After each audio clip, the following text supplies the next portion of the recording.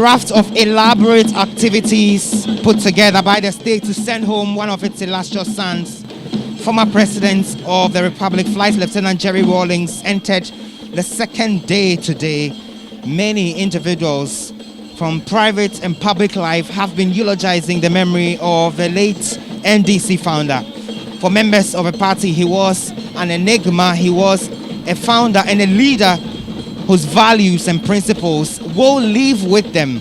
He was the one who sent me into politics. If I say I'm a politician now, I give my credit to him because I followed his principles, I followed his vision.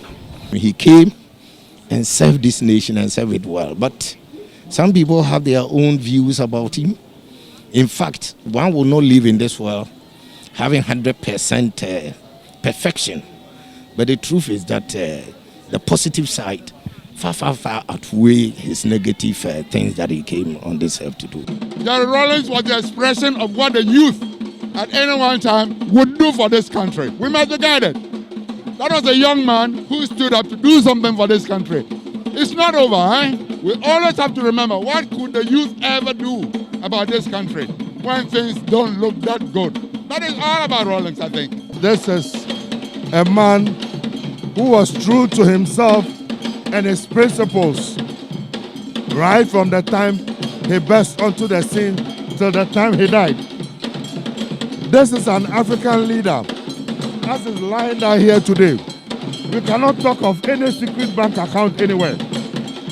We cannot talk of chains of houses anywhere in Ghana or abroad. That is the level of integrity. For somebody to have been in power for all these years, 19 years, and yet he didn't grab and amass wealth for himself, but focus on the development of the people, development of the country, the empowerment of the people. I think it's a great example to all of us and to the up-and-coming generation who are into politics.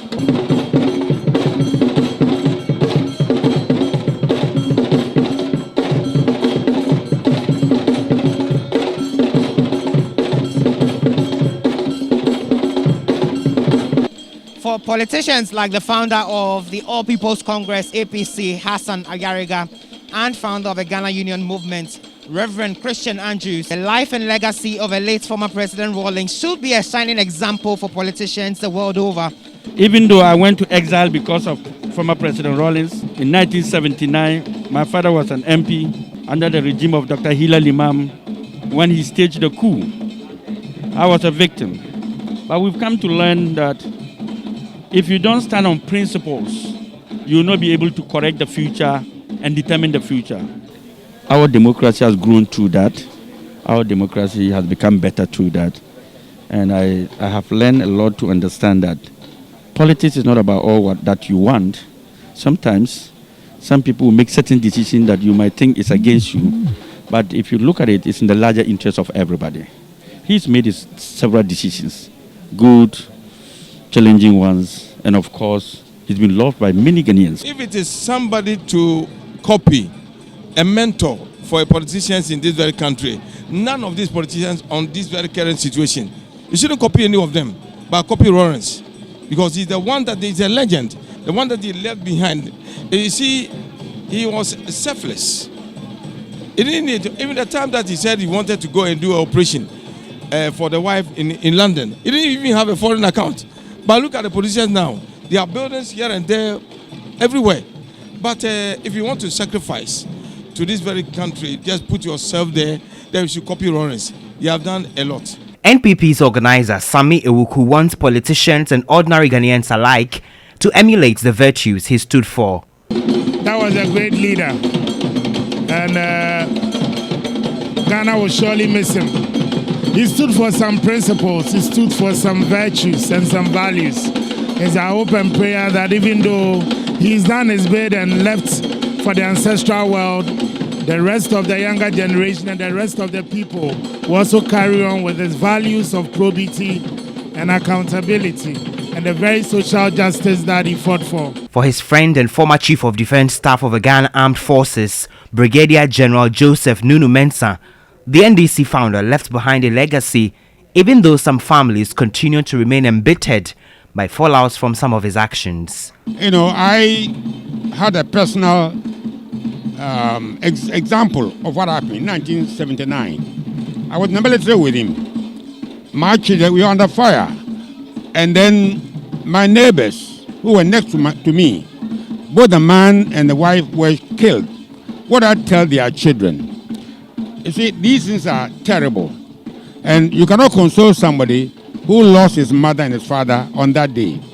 But what you should remember is that these kind of situations were not prepared by him.